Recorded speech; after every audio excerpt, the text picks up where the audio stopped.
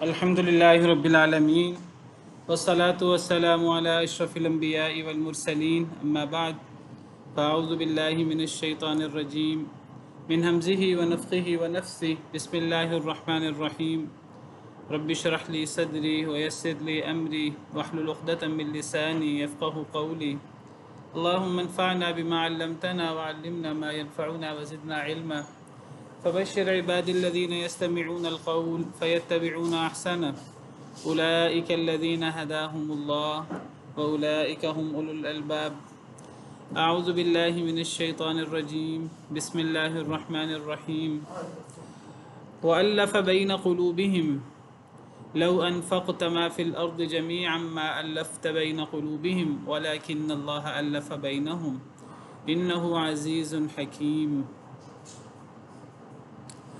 اور الفت ڈال دی ان کے دلوں کے درمیان، یعنی اللہ تعالیٰ نے ان کے دلوں کے درمیان سے مراد صحابہ کرام رضوان اللہ علیہم اجمعین کے دلوں کے درمیان۔ لو انفقت، اگر آپ خرچ کرتے اے اللہ کے رسول صلی اللہ علیہ وسلم، ما فی الارض، جو کچھ زمین میں ہے، جمیعاً سارے کا سارا، ما الفت بین قلوبہم، نہ آپ الفت ڈال سکتے ان کے دلوں کے درمیان، ولیکن اللہ الف بینہم، اور لیکن اللہ تعالیٰ نے الفت ڈال ان کے درمیان، انہ عزیز حکیم، بے شک وہ بہت غالب اور بہت حکمت والا ہے۔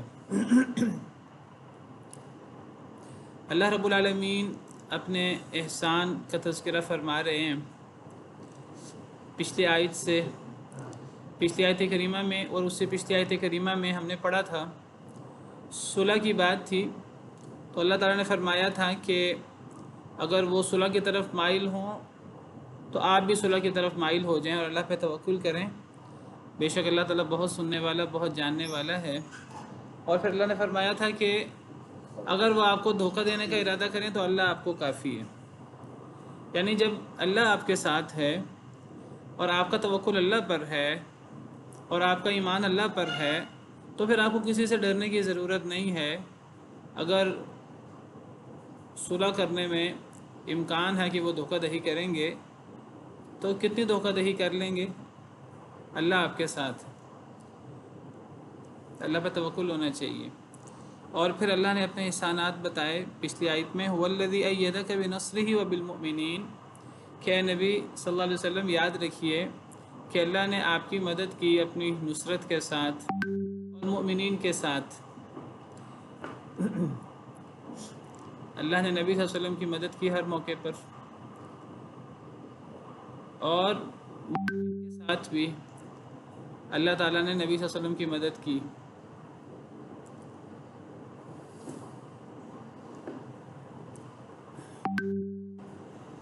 مومنین کے ساتھ مدد کرنے سے مراد یہ ہے کہ جب کوئی بندہ، جب کوئی ایمان والا اللہ کے دین کے غلبے کی کوشش کرتا ہے تو صحابہ کرام نے اللہ کے دین کے غلبہ کی کوشش کی، تو یہ دین کی خدمت ہے، یہ گویا کہ نبی کی مدد ہے، اس کو اللہ نے اللہ کی مدد بھی قرار دی ہے کہ یہ اللہ کی مدد ہے۔ اصل میں دین کے غلبے کی کوشش، انسان نیکی کرنے کی کوشش کرے، یہ حقیقت میں تو نہ اللہ کی مدد ہے، نہ نبی کی مدد ہے، نہ اسلام کی مدد ہے، یہ اصل میں تو انسان کا اپنا فائدہ ہے۔ اللہ نے قرآن کریم میں اس بات کو کئی موقعوں پر واضح کیا ہے کہ من اہتدی فانما یہتدی لنفسہ، جو ہدایت یافتہ ہوتا ہے وہ اپنے نفس کے لیے ہدایت یافتہ ہوتا ہے۔ ان احسنتم احسنتم لانفسکم، اگر تم نیکی کرتے ہو تو اپنے نفس کے لیے کرتے ہو، اللہ کو کوئی فائدہ نہیں ہوتا۔ اگر پوری دنیا کے انسان نیک ترین شخص کی طرح ہو جائیں تو اللہ کی بادشاہت میں تو اتنا بھی اضافہ نہیں ہوتا جتنا سمندر میں سوئی ڈالیں تو سوئی کے ساتھ قطرہ لگتا ہے۔ اللہ کی مدد کوئی نہیں کر سکتا، نہ اللہ کو کسی کی مدد کی ضرورت ہے، نہ نبی صلی اللہ علیہ وسلم کو مدد کی ضرورت ہے، یا نبی کی مدد، کوئی نبی کی مدد نہیں کرتا، نبی کو مدد کی ضرورت ہوتی ہے، نبی مخلوق ہوتا ہے۔ لیکن کوئی نبی کی مدد نہیں کرتا، در حقیقت وہ اپنا ہی فائدہ کر رہا ہوتا ہے۔ کوئی اسلام کی مدد نہیں کرتا، وہ در حقیقت اپنا فائدہ کر رہا ہوتا ہے۔ نبی کی مدد اور اسلام کی مدد تو اللہ کرتے ہیں۔ اب اللہ تعالیٰ کئی دفعہ ایسے لشکر بھیج دیتے ہیں جن کو ہم دیکھ نہیں سکتے۔ اللہ تعالیٰ کئی دفعہ معجزاتی طریقے سے مدد کرتے ہیں، کئی دفعہ اللہ تعالیٰ ایسے طریقے سے مدد کرتے ہیں اسلام کی، نبی کی، دین کی، کہ لوگوں کے ساتھ، مسلمانوں کے ساتھ۔ لیکن کسی کو اس کے اوپر فخر اور غرور نہیں کرنا چاہیے۔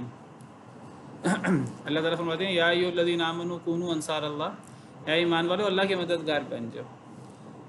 یا ایھا الذین آمنوا ان تنصروا اللہ ینصرکم، اے ایمان والو اگر تم اللہ کی مدد کرو گے تو اللہ تمہاری مدد کریں گے۔ تو یہاں اللہ کی مدد سے مراد، جیسے میں نے ذکر کیا، اللہ کی مدد نہیں ہے، یہ در حقیقت انسان اپنا فائدہ خود کر رہا ہوتا ہے۔ اللہ نے اس کو اللہ کی مدد یا نبی کی مدد یا دین کی خدمت کیوں قرار دیا؟ صرف اس کام کا مقام اور مرتبہ بڑھانے کے لیے۔ یہ بالکل ایسی بات ہے جیسے کوئی بندہ اگر کسی انسان کو صدقہ دیتا ہے، کسی انسان کی داد رسی کرتا ہے، تو اللہ تعالیٰ فرماتے ہیں کہ تم گویا کہ اللہ کو قرض دے رہے ہو، حالانکہ اللہ کو تو قرض کی ضرورت نہیں ہے۔ اصل میں کسی انسان کا بھلا کرنا، کسی انسان کے کام آنا، کسی کی مدد کر دینا، کسی غریب کی، اس کی نصرت کر دینا، اللہ اس کام کی اہمیت بڑھانے کے لیے فرماتے ہیں یہ تم گویا کہ اللہ کو قرض دے رہے ہو، اور نہ اللہ کو تو نہ کوئی محتاجگی ہے، نہ اللہ کو قرض کی ضرورت ہے، اور انسان اللہ کو دے بھی نہیں رہا ہوتا ہے، انسان تو اپنے ہی مسلمان بھائی کی مدد کر رہا ہوتا ہے۔ تو اسی معنی میں اللہ تعالیٰ فرماتے ہیں کہ اللہ نے آپ کی مدد کی ہے، اللہ کے رسول صلی اللہ علیہ وسلم اپنی نصرت کے ساتھ۔ اصل تو مدد اللہ کی ہوتی ہے، اور مومنین کے ساتھ۔ تو مومنین یہ بھی اللہ کی جماعت ہیں، اللہ کا لشکر ہے۔ اللہ نے ایک یہ احسان جتلایا، اور پھر اللہ فرماتے ہیں کہ اللہ کا اور کیا احسان ہے اے نبی صلی اللہ علیہ وسلم، کہ اللہ نے الفت ڈال دی مسلمانوں کے دلوں کے درمیان۔ یہ اللہ کا بہت بڑا احسان ہے، اللہ کے بڑے بڑے احسانوں میں سے ایک احسان ہے۔ اللہ نے مسلمانوں کے اندر محبت پیدا کر دی، مسلمانوں کے اندر الفت پیدا کر دی، اور دو لوگوں کے درمیان الفت پیدا کرنا بہت مشکل کام ہے دنیاوی اعتبار سے، ہمارے اعتبار سے اللہ کے لیے تو کوئی کام مشکل نہیں ہوتا۔ اللہ نے یہ جو اللہ نے الفت ڈالی ہے مسلمانوں کے درمیان، اللہ نے اس کی اہمیت بیان کرتے ہوئے فرمایا یہ کام کتنا مشکل ہے۔ لو انفقت ما فی الارض جميعا ما الفت بین قلوبہم، اے نبی صلی اللہ علیہ وسلم اگر آپ جو کچھ زمین میں ہے سارے کا سارا خرچ کر دیتے، آپ ان کے دلوں میں الفت پیدا نہ کر سکتے۔ ایک انسان کسی دوسرے انسان کو دنیا جہاں کا مال و دولت دے دے، پوری زمین سونے کی بھر کر دے دے، وہ دوسرے کے دل میں محبت پیدا نہیں کر سکتا، الفت پیدا نہیں کر سکتا۔ اگر اگلا بندہ لالچی ہو جائے، اگر اگلا بندہ جو ہے وہ صرف دنیا دار ہو، دنیاوی مفادات ہوں، اگر آپ اس کو دنیا بھر کے سونے کی دے دیں، وہ مزید ایک دنیا سونے کی، اس کا مزید وہ لالچی ہو جائے گا، اور وہ آپ سے تقاضا کرے گا، اور وہ اگر اللہ کا حکم نہیں ہوگا تو آپ سے محبت نہیں کرے گا۔ انسان پوری دنیا کا مال خرچ کر کے کسی دوسرے کے دل میں اپنی محبت پیدا نہیں کر سکتا۔ وَلَكِنَّ اللَّهَ أَلَّفَ بَيْنَهُمْ، لیکن اللہ نے الفت ڈال دی ہے ان کے دلوں کے درمیان۔ دو لوگوں میں الفت پیدا کرنا اتنا مشکل کام ہے، تو اتنے مسلمانوں کے درمیان الفت پیدا کرنا، تو یہ اللہ وحدہ لا شریک کی کارگزاری ہے، اللہ رب العالمین کا کام ہے، یہ اور کوئی نہیں کر سکتا۔ نبی کے ہاتھ میں بھی یہ چیز نہیں ہے، نبی بھی مسلمانوں کے دلوں میں محبت پیدا نہیں کر سکتے، اللہ ہیں جو محبت پیدا کریں، اور یہ اللہ کا بہت بڑا احسان ہے۔ اللہ تعالیٰ نے سورہ آل عمران میں فرمایا وَاذْكُرُوا نِعْمَةَ اللَّهِ عَلَيْكُمْ إِذْ كُنْتُمْ أَعْدَاءً فَأَلَّفَ بَيْنَ قُلُوبِكُمْ فَأَصْبَحْتُمْ بِنِعْمَتِهِ إِخْوَانًا۔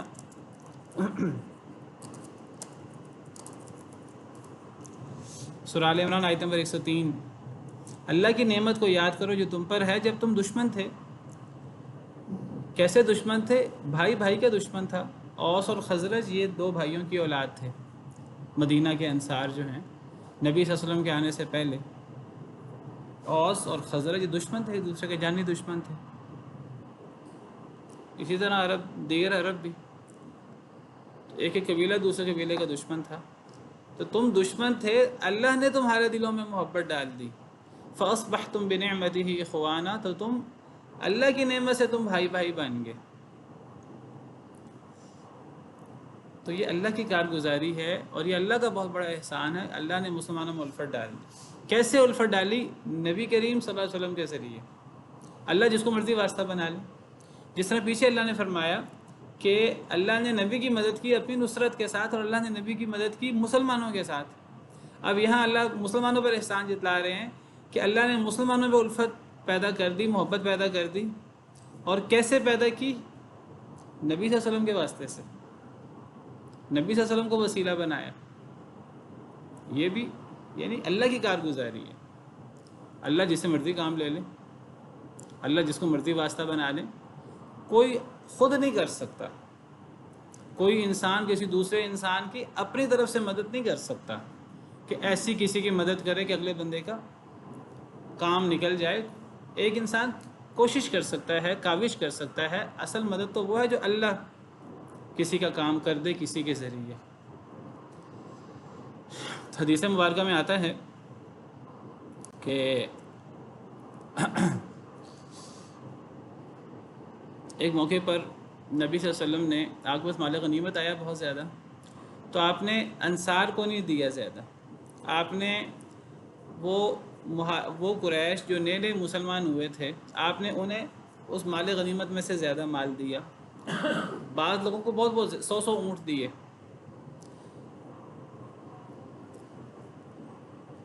وہ جو نئے نئے مسلمان ہوئے تھے، فتح مکہ کے موقع پر جو نئے نئے مسلمان ہوئے، فتح مکہ کے بعد غزوہ حنین ہوا، تو غزوہ حنین میں بہت مال غنیمت ہاتھ آیا، تو آپ نے وہ جو نئے نئے مسلمان تھے انہیں کافی زیادہ دیا۔ تو بعض انصار کو یہ بات دل میں آئی کہ ہم اتنے پرانے ساتھی ہیں اور ہم نے نبی صلی اللہ علیہ وسلم کو اتنا ساتھ دیا ہے، اور ظاہری مکہ مکرمہ میں مسلمانوں کی وہ کیفیت نہیں تھی، مشکل حالات تھے جو مدینہ منورہ میں کیفیت ہوئی، جنگ بدر، جنگ احد، جنگ خندق، اور آہستہ آہستہ مسلمانوں کو اللہ کی طرف سے نعمتیں اور مال غنیمت اور فتوحات، اور اس کے اندر بہت بڑا کردار انصار کا ہے۔ تو حدیث مبارکہ میں آتا ہے کہ حنین کے موقع پر نبی صلی اللہ علیہ وسلم نے لوگوں میں مال تقسیم کیا تالیف قلبی کے لیے، انصار کو آپ نے کچھ زیادہ مال نہیں دیا۔ فَكَأَنَّهُمْ وَجَدُوا إِذْ لَمْ يُصِبْهُمْ مَا أَصَابَ النَّاسِ، جب انصار کو وہ نہیں ملا جو دوسرے قریش کو ملا، نئے نئے مسلمان ہونے والوں کو، تو انصار کو بعض لوگوں کو محسوس ہوئی یہ بات، آپ کو یہ بات پہنچی، فَخَطَبَهُمْ، تو آپ نے خطاب کیا اور آپ نے فرمایا یا معاشر الانصار، صحیح بخاری کی حدیث ہے، آپ نے فرمایا اے انصار کی جماعت، الم اجدکم ضلالا فہداکم اللہ بی، کیا میں نے تمہیں گمراہ نہیں پایا تھا تو اللہ نے میرے ذریعے تمہیں ہدایت دی، مجھے وسیلہ بنایا تمہیں ہدایت دینے کا، ہدایت اللہ نے دی، سبب اللہ نے مجھے بنایا۔ وکنتم متفرقین، تم الگ الگ تھے، دشمن تھے ایک دوسرے کے، بھائی بھائی کا دشمن تھا، فألفکم اللہ بی، اللہ نے تم میں الفت ڈال دی میری وجہ سے، اللہ نے نبی صلی اللہ علیہ وسلم کو واسطہ بنایا، اور نبی صلی اللہ علیہ وسلم کی وجہ سے اللہ نے انصار میں، مسلمانوں میں الفت ڈال دی۔ وعالتاً، اور تم فقیر تھے، فاغناکم اللہ بی، اللہ نے میری وجہ سے تمہیں غنی کر دیا۔ یہ جو فتوحات ہوتی تھیں اس کے اندر تدبیر کی حد، یعنی نبی صلی اللہ علیہ وسلم کا بہت کردار تھا، اور نبی صلی اللہ علیہ وسلم کی موجودگی بہت بڑی برکت کا باعث تھی، تو اللہ نے میری وجہ سے تمہیں غنی کر دیا۔ تو نبی صلی اللہ علیہ وسلم جو بات فرماتے جاتے تو انصار جو ہے وہ شکر گزاری کے ساتھ وہ کہتے جاتے اللہ و رسولہ امن، اللہ اور اللہ کے رسول کا تو اس سے بھی زیادہ احسان ہے۔ بہرحال نبی کریم صلی اللہ علیہ وسلم جو ہیں وہ آپ سمجھیے کہ وہ صرف یعنی نبی نہیں تھے اور صرف آپ حکم نہیں چلاتے تھے، آپ تو دل جیتتے تھے اللہ کے حکم سے۔ تو آپ نے دیکھا انصار پریشان ہیں، تو آپ نے انصار کو جو اللہ نے نبی صلی اللہ علیہ وسلم کے ذریعے انصار پر احسان کیا، آپ نے انصار کو بعض احسان یاد دلائے، تو انصار خوش ہو گئے، مطمئن ہو گئے۔ لیکن آپ نے پھر انصار کی مزید دل جوئی کی، آپ نے فرمایا ما یمنعکم ان تجیبوا رسول اللہ صلی اللہ علیہ وسلم، اے انصار تم جواب کیوں نہیں دے رہے؟ تمہیں تو کچھ اور جواب دینا چاہیے. تم کہہ رہے ہو اللہ اور اللہ کے رسول کا احسان ہے، ٹھیک ہے، اللہ اور اللہ کے رسول کا احسان ہے، ٹھیک ہے، لیکن تم اور جواب بھی دے سکتے ہو. جب بھی میں تمہیں کوئی بات کہتا ہوں تم کہتے ہو اللہ و رسولہ امن. لو شئتم قلتم، اگر تم چاہو تو تم یہ بھی کہہ سکتے ہو جئتنا کذا و کذا، کہ آپ جب ہمارے پاس آئے تھے تو آپ اس طرح اور اس طرح تھے. یہاں تھوڑا سا اختصار ہے اس حدیث میں، یعنی آپ جب ہمارے پاس آئے تھے تو اس وقت مسلمان کمزور تھے، پھر یعنی اللہ نے انصار کو سبب بنایا مسلمانوں کے غلبے میں. انصار نے کتنا مال تقسیم کیا مہاجرین کے لیے، اور نبی صلی اللہ علیہ وسلم نے ان کو بھائی بھائی بنایا، ان کے اندر مواخات، اور کس طرح انصار نے جو ہے وہ ایثار کیا. یہاں جو ہے وہ تھوڑا اختصار ہے، یہاں تفصیل نہیں ہے. پھر نبی صلی اللہ علیہ وسلم نے فرمایا انصار کو خوش کرنے کے لیے اترضون ان یذهب الناس بالشاة والبعیر، کیا تم اس پر راضی نہیں کہ لوگ بکریاں لے جائیں، لوگ اونٹ لے جائیں. وتذهبون بالنبی صلی اللہ علیہ وسلم الی رحالکم، میں نے 100 اونٹ دیے ہیں انہیں نئے مسلمان ہوئے ہیں، وہ لوگ اونٹ لے جائیں، تم اللہ کے نبی صلی اللہ علیہ وسلم کو لے جاؤ، وہ تو مکہ کے لوگ ہیں، وہ تو مکہ ہی رہیں گے. میں تو نبی صلی اللہ علیہ وسلم جب فتح مکہ ہوئی ہے آپ نے تب انصار کو کہا کہ یہ میرا گھر تھا اور میری جائیداد اور میری رشتہ داریاں، میری سب چیزیں مکہ مکرمہ میں تھی، لیکن میں مکہ میں نہیں رہوں گا، میں واپس مدینہ جاؤں گا. آپ نے جو انصار نے آپ کے ساتھ مدد کی اور آپ کے ساتھ حسن سلوک کیا، تو آپ نے انصار کا احسان یاد رکھا اور آپ نے فرمایا کہ میں مکہ میں نہیں رہوں گا، میں واپس مدینہ جاؤں گا. اور آپ مدینہ گئے تو آپ نے پھر وہ انصار کو کہا کہ لوگ بکریاں اور اونٹ لے جائیں، تم نبی کو لے جاؤ اپنے گھروں میں. لولا الہجرۃ لکنت امرأ من الانصار، آپ نے انصار کو خوش کرنے کے لیے فرمایا اگر ہجرت نہ ہوتی تو میں انصار کا ایک شخص ہوتا. اللہ نے تو ہجرت کی فضیلت مجھے دینے کے لیے پہلے مجھے مکہ میں پیدا کیا، قریشی بنایا، پھر میں تم میں آ گیا. اگر ہجرت نہ ہوتی تو میں انصار میں سے ہی ہوتا. پھر آپ نے فرمایا وَلَوْ سَلَكَ النَّاسُ وَادِيًا وَشِعْبًا لَسَلَكْتُ وَادِيَ الْأَنصَارِ وَشِعْبَهَا، اگر لوگ وادیوں میں جائیں گے اور گھاٹیوں میں جائیں گے تو میں انصار کی وادیوں میں جاؤں گا اور انصار کی گھاٹیوں میں جاؤں گا. تو یعنی گویا کہ نبی صلی اللہ علیہ وسلم نے انصار کو آپ نے پوری طرح ڈھارس دی، پوری طرح ان کو حوصلہ دیا اور ان کو یعنی اپنی محبت کا احساس دلایا اور بتایا کہ نبی صلی اللہ علیہ وسلم کے نزدیک انصار کی کتنی قدر و قیمت ہے. دیکھیے جب انسان کوئی اللہ کے لیے، نبی کے لیے کوئی قربانی دیتا ہے تو آگے سے جب اس کو صلہ ملے تو انسان کا دل اور انسان کا حوصلہ مزید بڑھ جاتا ہے. تو نبی صلی اللہ علیہ وسلم نے پورا نفسیات کے ذریعے آپ نے نفسیاتی طور پر انصار کو پوری طرح مطمئن کیا اور انصار بالکل مطمئن ہو گئے اور بالکل خوش ہو گئے. اور اس سے بڑے احسان کیا ہو سکتا ہے؟ دنیا جہاں کی نعمتیں ایک طرف ہو جائیں اور نبی صلی اللہ علیہ وسلم ایک طرف ہو جائیں تو نبی صلی اللہ علیہ وسلم سے بڑی اللہ کی نعمت تو کوئی نہیں ہو سکتی. بہرحال تو اللہ تعالیٰ اپنا احسان جتلا رہے ہیں کہ اللہ نے مسلمانوں کے دلوں میں الفت ڈال دی. اے نبی صلی اللہ علیہ وسلم اگر آپ بھی، اگر اللہ کا نبی بھی زمین میں جو کچھ ہے وہ سارے کا سارا خرچ کر دے تو وہ دلوں میں الفت نہیں ڈال سکتا. اگر نبی یہ کام نہیں کر سکتا تو عام امتی کیسے کسی کے دل میں الفت پیدا کر سکتا ہے؟ وَلَكِنَّ اللَّهَ أَلَّفَ بَيْنَهُمْ، لیکن اللہ تعالیٰ ہیں انہوں نے الفت ڈال دی ان کے درمیان. اس سے پتہ لگا کہ دلوں میں محبت پیدا کرنے کے لیے اللہ کی طرف سے الفت ڈلتی ہے، محبت ڈلتی ہے تو محبت پیدا ہوتی ہے. ہم بعض وقت سمجھتے ہیں کہ کوئی انسان کسی انسان کو پر احسان کرے گا، کوئی انسان کسی انسان کو مال دے گا، اس کی مدد کرے گا، تو اس پر احسانات کرے گا تو اگلے کے دل میں محبت پیدا ہوگی. اللہ کا حکم ہوگا تو محبت پیدا ہوگی. اگر ایک انسان دوسرے انسان کو دنیا جہاں کا مال دے دے پھر بھی محبت پیدا نہیں ہو سکتی. اللہ کا حکم ہوگا تو محبت پیدا ہوگی.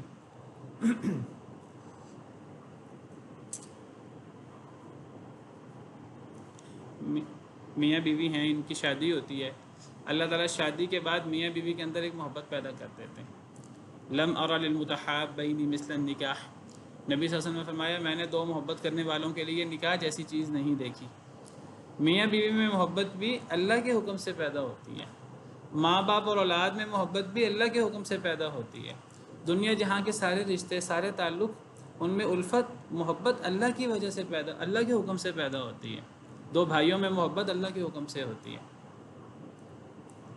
یہی محبت مسلمانوں کے درمیان ہونی چاہیے، اور یہ اللہ کے حکم سے ہوتی ہے.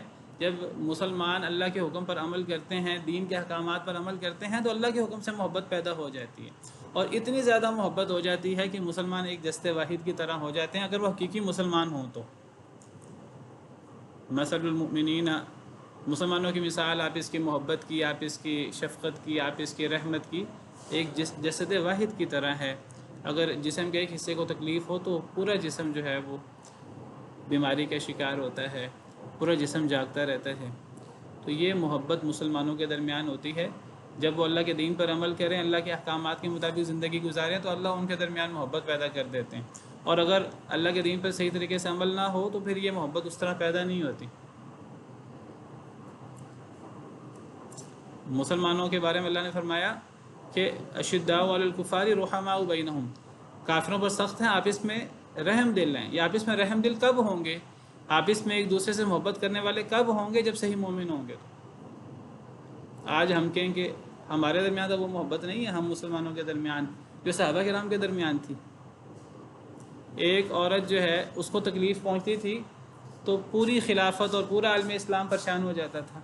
آج ہزاروں لاکھوں عورتیں اور بچے اور بوڑھے اور مسلمان کہاں کہاں ظلم و ستم کا شکار ہیں، اور باقی مسلمان جو ہیں وہ ہنس کھیل رہے ہیں اور عیش و عشرت کر رہے ہیں، اور ان کے کان پہ جوں نہیں رینگ رہی. کہنے کو ہم مسلمان بھی ہیں، کہنے کو اللہ اور رسول سے محبت کے دعوے بھی ہیں. تو یہ آپس کی محبت کیوں نہیں ہے؟ یہ محبت اس لیے نہیں، اللہ نے ڈالی نہیں. اللہ نے کیوں نہیں ڈالی؟ کیونکہ اللہ کے حکم کے مطابق عمل نہیں ہے. اللہ کے حکم کے مطابق عمل ہوگا تو یہ محبت پیدا ہوگی. بعض دفعہ میں نے میاں بیوی کی بات کی، کئی میاں بیوی بعض دفعہ پوچھتے ہیں کہ جی آپس کی محبت الفت کیسے ہو سکتی ہے؟ تو میں ہمیشہ سوچتا بھی ہوں اور میں ہمیشہ کہتا بھی ہوں کہ شادی کے موقع پر کبھی شریک ہوتا ہوں تو دعا بھی ہے، بارک اللہ لک و بارک علیک و جمع بینکما فی خیر، اللہ برکت ڈال دے، اللہ آپ کو ایک محبت کے ساتھ، خیر کے ساتھ اللہ جمع کر دے. یہ کیسے میاں بیوی میں محبت پیدا ہوگی؟ اللہ کے حکم پر عمل کرنے سے محبت پیدا ہوگی. شوہر بیوی کو بہت زیادہ مال و دولت دے دے، بہت زیادہ حق مہر دے دے، بیوی کے گھر والے جو ہیں وہ مرد کو اور مرد کے گھر والوں کو جہیز دے دیں اور ہر قسم کا اچھا سلوک بھی کریں، کسی چیز سے کچھ نہیں ہونے والا. اللہ کے حکم پر عمل کریں گے، الفت پیدا کریں گے. یہ اللہ کی طرف سے الفت پیدا ہوتی ہے. انسان جتنی مرضی ایفرٹ کر لے، جتنی مرضی محنت کر لے، انسان کے پاس دوسرے کے دل میں محبت پیدا کرنے کے لیے یہ طاقت انسان کے پاس نہیں ہے. نبی کے پاس نہیں ہے تو کسی ایک انسان کے پاس کیا ہوگی؟ شوہر بیوی کے دل میں اپنی محبت پیدا نہیں کر سکتا، بیوی شوہر کے دل میں اپنی محبت پیدا نہیں کر سکتی، ایک مسلمان دوسرے مسلمان کے دل میں محبت پیدا نہیں کر سکتا. اللہ محبت پیدا کر سکتے ہیں. اور اللہ کیسے محبت پیدا کریں گے؟ جب اللہ کے حکم پر عمل ہوگا. نماز پڑھتے ہیں اور وقت کے مطابق پڑھتے ہیں تو اللہ کی طرف سے محبت ہوگی. ذکر و اذکار ہوتے ہیں اور اللہ رسول کے احکامات پر عمل ہوتا ہے تو محبت ہوگی میاں بیوی میں. جھگڑے کم سے کم ہو جائیں گے، اختلافات کم سے کم ہو جائیں گے. یہی معاملہ میاں بیوی کی محبت کا ہے، اولاد اور ماں باپ کی محبت کا ہے، رشتہ داروں کی محبت کا ہے، میاں بیوی کی محبت کا ہے، مسلمانوں کے آپس کی محبت کے پیچھے یہی اصول کار فرما ہے. بہرحال اللہ کے حکم سے محبت ہوتی ہے، اور اللہ نے یہ الفت ڈالتے ہیں مسلمانوں میں. انہ عزیز حکیم، بے شک وہ بہت غالب، بہت حکمت والا ہے. یا ایہا النبی حسبک اللہ ومن اتبعک من المؤمنین، اے نبی صلی اللہ علیہ وسلم کافی ہے آپ کو اللہ اور جو بھی پیروی کرے آپ کی مسلمانوں میں سے اسے بھی. اے آپ کو بھی اللہ کافی ہے، اور جو بھی آپ کا پیروکار ہے مسلمانوں میں سے اسے بھی اللہ کافی ہے. اگر کسی کا اللہ کے ساتھ تعلق مضبوط ہے تو اسے کیا فکر کرنے کی ضرورت ہے؟ اسے کوئی فکر کرنے کی ضرورت نہیں ہے. اسے کتنے دشمن ہوں، کتنے سازش کرنے والے ہوں، تو جب اللہ کے ساتھ تعلق مضبوط ہے، اللہ کے احکامات پر صحیح طریقے سے عمل ہو رہا ہے تو اللہ کافی ہے. نبی کو بھی اللہ کافی ہے، اور نبی کے پیروکار جو ایمان والے ہیں انہیں بھی اللہ کافی ہے. پتہ لگا جو جتنا دین پر عمل کرے گا اللہ اس کی اتنی مدد کریں گے. جو جتنا کمزور ہوگا دین میں اللہ تعالیٰ اتنے بے نیاز ہوں گے. یا ایھا النبی حرض المؤمنین علی القتال، اے نبی صلی اللہ علیہ وسلم ابھاریے مسلمانوں کو، ایمان والوں کو لڑائی پر، قتال پر۔ تو نبی صلی اللہ علیہ وسلم کے فرائض میں سے ایک یہ بھی آپ کا فریضہ تھا کہ آپ مسلمانوں کو جہاد پر ابھاریں اور آپ مسلمانوں کے سامنے جہاد کی فضیلت بیان کریں۔ جہاد کی بار بار ضرورت پیش آتی تھی قتال کی، تو آپ اللہ کے حکم کے مطابق مسلمانوں کو ابھارتے تھے۔ جنگ بدر کے موقع پر آپ نے مسلمانوں کو ابھارا اور آپ نے فرمایا کہ اس جنت کی طرف دوڑو کہ جس جنت کی صرف چوڑائی زمین و آسمان کے برابر ہے۔ آپ نے صحابہ کرام کو ترغیب دی جہاد کی، تم جہاد کرو گے، قتال کرو گے، اگر شہید ہو جاؤ یا غازی بن جاؤ تو اللہ تمہیں جنت جیسی نعمت دیں گے۔ صحابہ کرام بہت متاثر ہوئے۔ ایک صحابی انہوں نے اپنے تلوار کی نیام توڑ دی، کہنے لگے کہ اگر لڑائی کرنی ہے اور لڑائی کرتے ہوئے جان کی پرواہ بھی نہیں ہے تو تلوار کو نیام میں ڈالنے کی کیا ضرورت ہے، تلوار کو استعمال کرنا چاہیے۔ تو انہوں نے نیام توڑ دی اور کافروں کے ساتھ لڑے، اور پھر یہ ہے کہ نیام توڑ کر کھجوریں کھانے لگے۔ صحیح مسلم کی حدیث ہے۔ تو کھجوریں کھاتے کھاتے خیال آیا کہ کھجوریں کھاؤں گا تو ٹائم مزید لگے گا، کھجوریں بھی پھینک دی اور جہاد میں شریک ہو گئے، قتال میں شریک ہو گئے۔ تو نبی صلی اللہ علیہ وسلم ابھارتے تھے مسلمانوں کو قتال کے لیے، اللہ کا حکم تھا کہ مسلمانوں کو قتال کے لیے ابھارے۔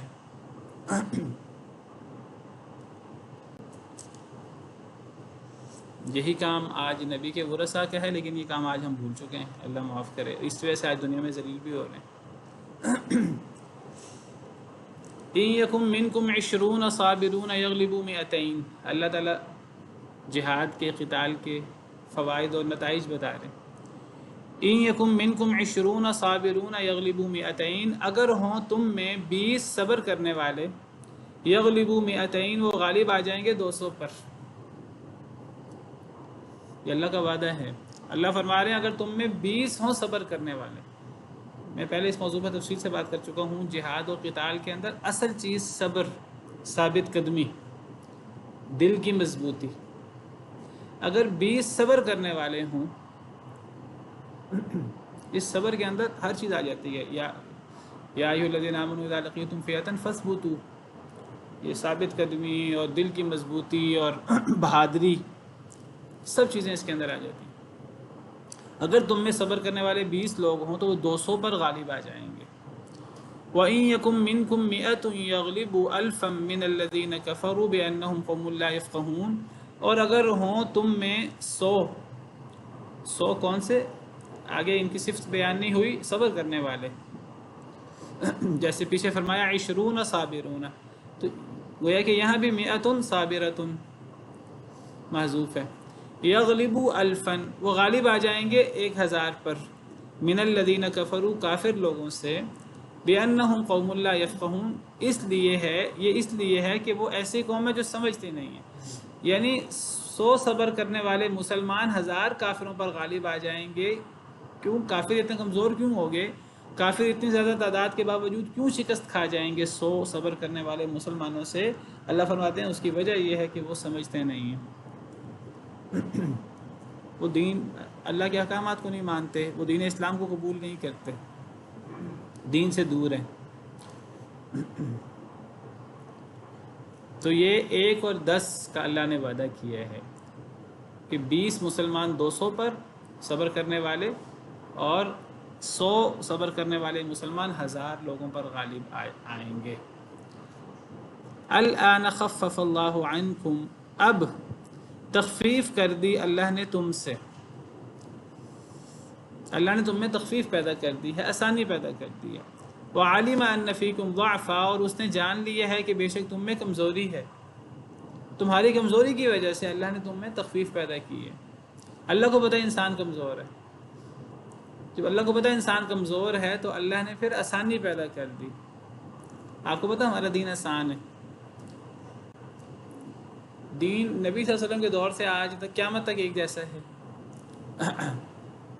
کئی لوگ ایسے ہوتے ہیں جو بہت زیادہ ایمان والے، بہت زیادہ صبر کرنے والے ہوتے ہیں، لیکن اللہ کو پتہ تھا قیامت تک کے لیے یہ دین ہے، اور اللہ کو پتہ تھا کہ مسلمان انسان ہے اور انسان کمزور ہوتا ہے، وَخُلِقَ الْإِنسَانُ ضَعِيفًا، تو اللہ نے دین کو آسان بنایا.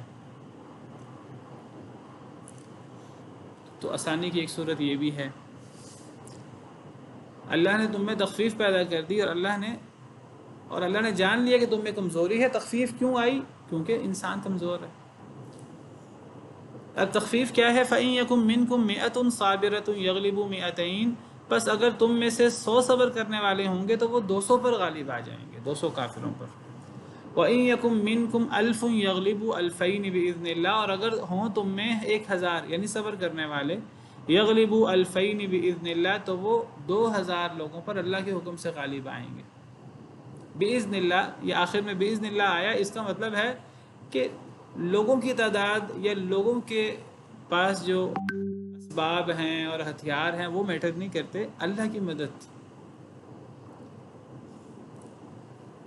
20 صبر کرنے والے مسلمان پہلے یہ تھا تو وہ 200 پر غالب آ جائیں گے اللہ کے حکم سے. 100 صبر کرنے والے ہوں، پہلے یہ تھا کہ وہ 1000 کافروں پر غالب آ جائیں گے اللہ کے حکم سے. پھر اللہ نے تخفیف کر دی اور اللہ نے فرمایا کہ 100 صبر کرنے والے ہوں تو 200 پر غالب آئیں گے، اور اگر 1000 صبر کرنے والے ہوں تو وہ 2000 پر اللہ کے حکم سے غالب آ جائیں گے. تو پہلے 1 اور 10 کی نسبت اللہ نے رکھی تھی، اور پھر بعد میں اللہ نے 1 اور 2 کی نسبت رکھی، ڈبل کی نسبت رکھی. تو یہ تخفیف ہے کہ یہ سختی ہے. پہلے حکم آسان تھا زیادہ، اور بعد والا مشکل ہے، کہ پہلا مشکل تھا بعد والا آسان ہے. پہلا مشکل ہے کہ پہلا آسان ہے. یعنی ایک بندہ 10 لوگوں پر غالب آئے اور ایک بندہ 2 لوگوں پر غالب آئے، تو کون سی بات زیادہ اچھی ہے؟ ہاں جی، 1 اور 10 والی اچھی تو وہ لگتی ہے، لیکن اللہ فرماتے ہیں کہ وہ مشکل ہے. اور اللہ فرماتے ہیں یہ جو دوسرا حکم ہے جو اب قیامت تک کے لیے یہ حکم ہے، تو یہ حکم جو اب ناسخ حکم ہے وہ یہ ہے. اور اللہ فرماتے ہیں یہ تخفیف ہے، اور یہ تخفیف اس لیے ہے کہ کمزور ہے انسان. تو تخفیف اللہ فرماتے ہیں 1 اور 2. ایک بندہ 2 پر غالب آئی یہ تخفیف ہے، تو ایک 10 پر غالب آئی یہ تخفیف ہے، کہ ایک 2 پر غالب آئی یہ تخفیف ہے. 1 2 پہ غالب آئی تخفیف ہے. کیسے؟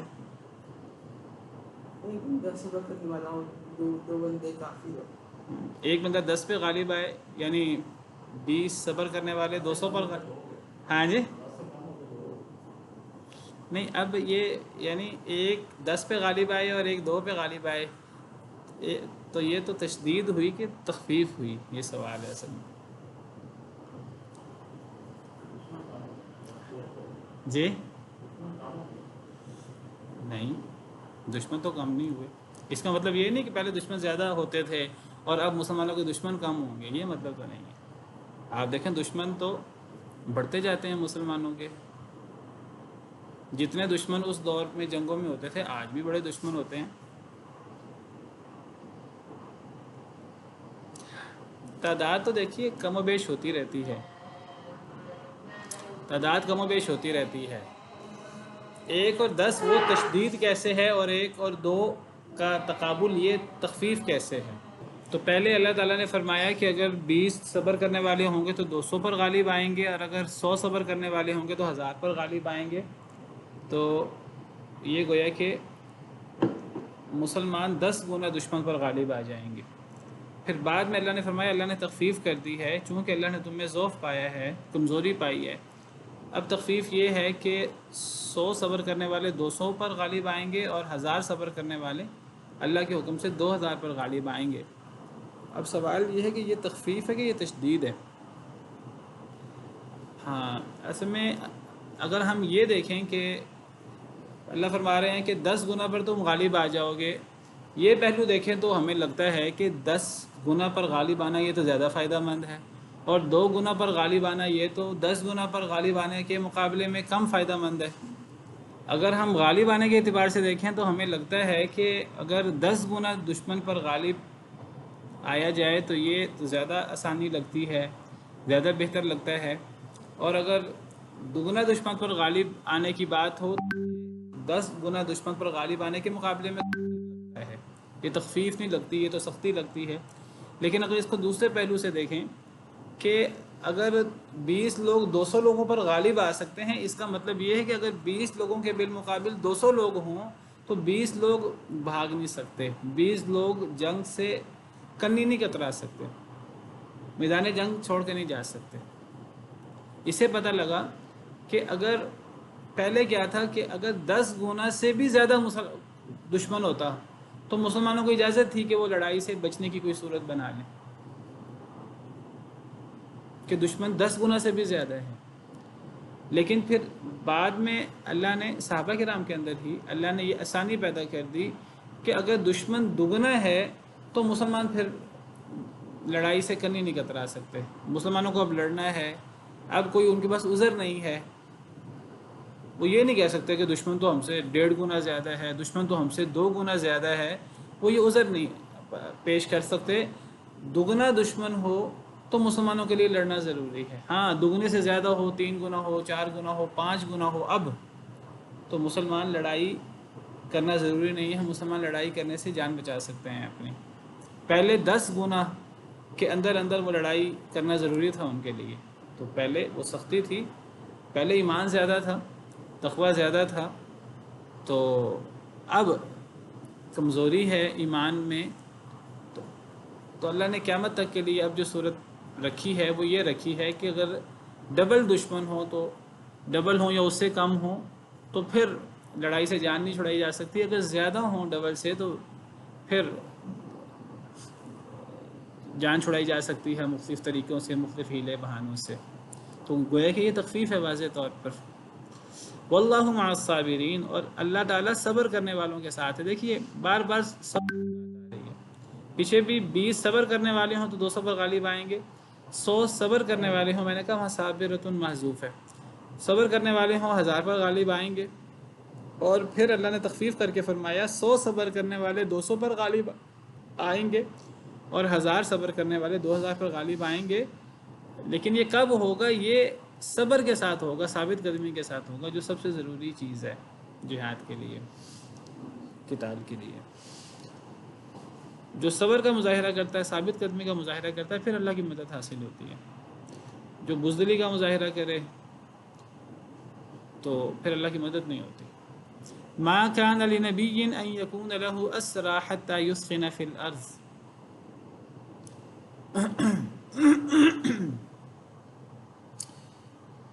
نبی کے یہ لائق نہیں ہے یہ کہ ہو اس کے لیے قیدی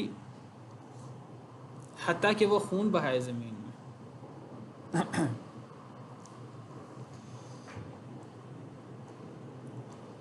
یعنی نبی کے یہ لائق نہیں تھا کہ نبی کے پاس قیدی ہوں، پھر نبی وہ بہت زیادہ خون نہ بہائے، تو یہ چیز نبی کے لائق نہیں تھی۔ کیا مطلب اس کا مطلب یہ ہے کہ نبی کے قیدی ہوں تو پھر نبی کو خون بہانا چاہیے تھا۔ اسخن یسخن کا مطلب عربی زبان میں شدت کے ساتھ کسی پر حملہ کرنا اور کسی کو خون و خون کر دینا، اسخن یسخن باب فعال ہے، جیسے سورہ محمد میں ہے فَإِذَا لَقِيتُمُ الَّذِينَ كَفَرُوا فَضَرْبَ الرِّقَابِ، سورہ محمد کو سورہ قتال بھی کہتے ہیں۔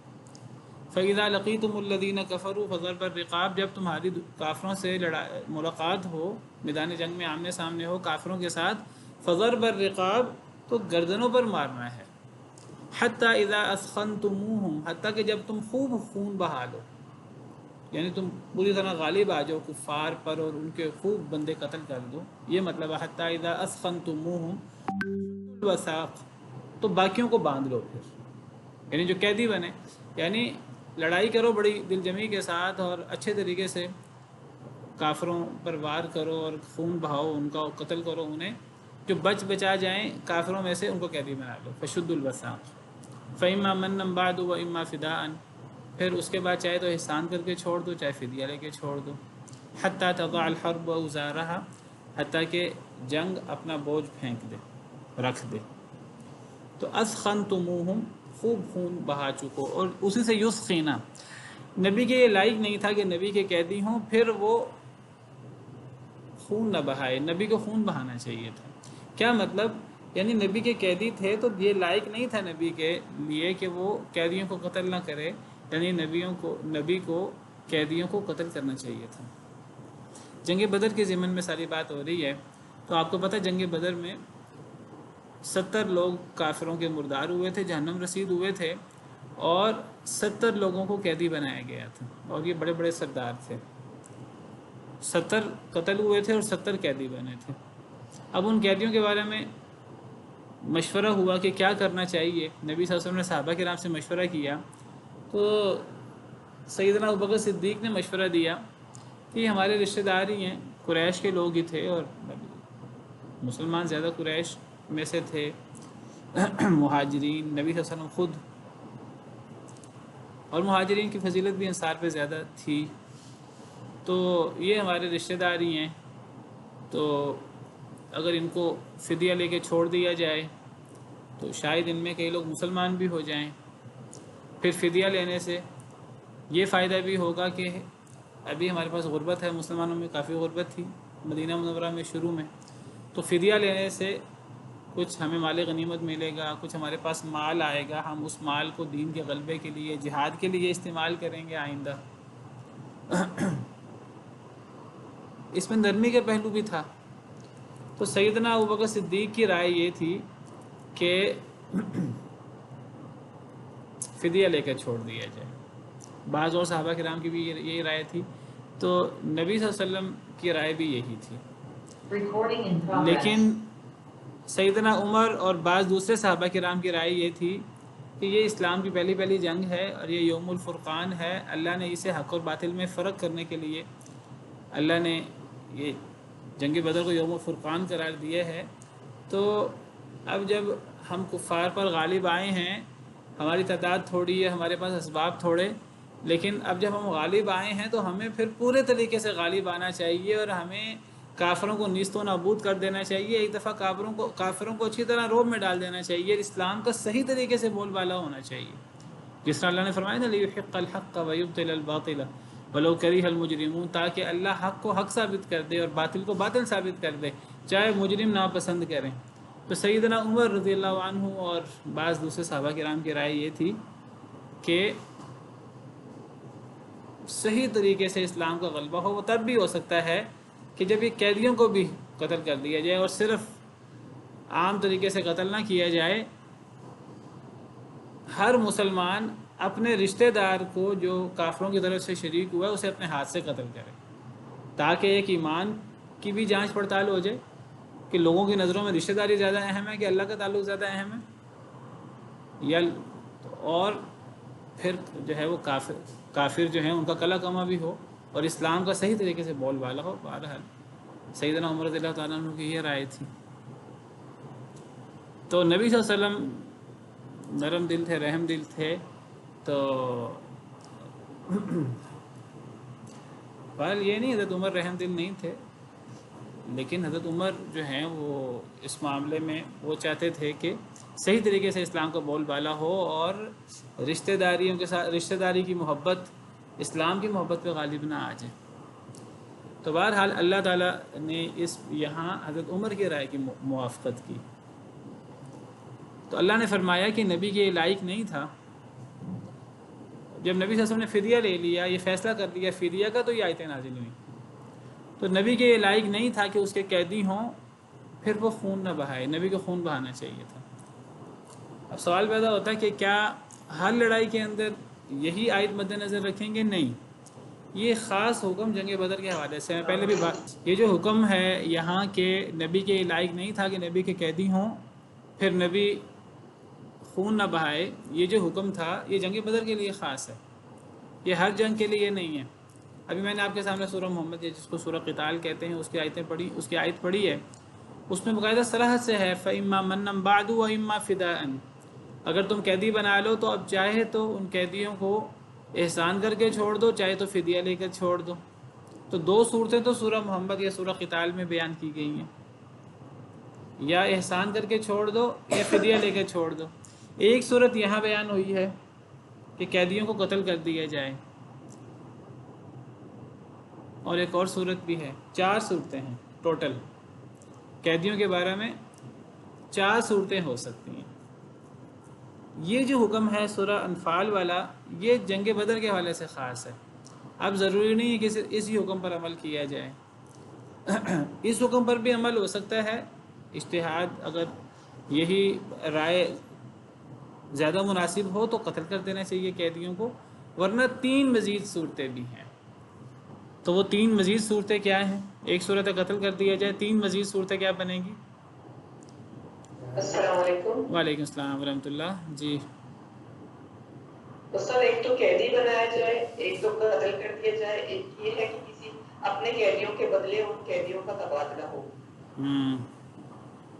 اور ایک صورت یہ بھی تو ہے اور ایک یہ کہ ان سے کوئی کام لیا جائے، جیسے پڑھانے کا کہا کہتے ہیں شاید کہ جو پڑھے لکھے قیدی ہیں نہیں، یہ ان سب کو مسلمان بچوں کو یہ جو ہے نا قیدیوں کے بدلے قیدی لے لینا یا پڑھانے والا کا کام لے لینا، یہ سارے فدیہ میں آتے ہیں۔ یہ فدیہ کا لفظ عام ہے، اس میں سب چیزیں آ جاتی ہیں۔ تو ایک چیز ہوئی قتل کر دیا جائے، ایک چیز ہوئی کہ فدیہ لے لیا جائے، فدیہ میں سب چیزیں آ جاتی ہیں۔ قیدیوں کے بدلے قیدی چھڑا لیے جائیں، یہ بھی فدیہ ہے، یا ان سے پڑھانے والا کا کام لے لیا جائے، یہ بھی فدیہ ہے، یا پیسے لے لیے جائیں، یہ بھی فدیہ ہے۔ یہ سب فدیہ کی صورتیں ہیں۔ دوسری صورت فدیہ، تیسری صورت ہے احسان کر کے چھوڑ دیا جائے، اور چوتھی صورت کیا ہے؟ ان کو غلام لونڈی بنا لیا جائے۔ تو یہ 4 صورتیں ہیں۔ تو اب کوئی بھی کسی بھی حکم پر عمل ہو تو جائز ہے۔ یہ جو اللہ تعالیٰ یہاں اللہ تعالیٰ ہمارے نبی کو یہ نہیں کرنا چاہیے تھا، یہ جنگ بدر کے حوالے سے خاص ہے، کیونکہ جنگ بدر ایک خاص جنگ ہے، یہ یوم الفرقان ہے، کوئی اور جنگ یوم الفرقان اس طرح کر کے نہیں ہوتی۔ تریدون عرض الدنیا واللہ یرید الآخرہ، تم چاہتے ہو دنیا کا سامان اور اللہ چاہتے ہیں آخرت۔ یعنی حضرت ابوبکر صدیق نے مشورہ دیا دیگر بعض صحابہ کرام نے کہ فدیہ لے لیا جائے۔ انہوں نے کہا اس فدیے کو ہم اسلام کے غلبے کے لیے، آئندہ جہاد کے لیے بھی استعمال کریں گے۔ یہ جہاد کے لیے بھی استعمال ہو سکتا تھا، اور اس فدیہ کا فائدہ مسلمانوں کو بھی ہونا تھا۔ ایک پہلو اس کے اندر دنیا داری کا بھی ہے بہرحال۔ تو اللہ تعالیٰ فرماتے ہیں کہ تم دنیا کا سامان چاہتے ہو اور اللہ آخرت چاہتے ہیں، تو یعنی قتل کرنا چاہیے تھا۔ واللہ عزیز الحکیم، اللہ تعالیٰ بہت غالب، بہت حکمت والے ہیں۔ چلیں بس آج اتنا ہی رکھتے ہیں، کل اس موضوع کو تھوڑا مکمل کریں گے۔ اگلی آیت بھی اسی موضوع سے متعلق ہے، کل انشاءاللہ اس کو مکمل کریں گے۔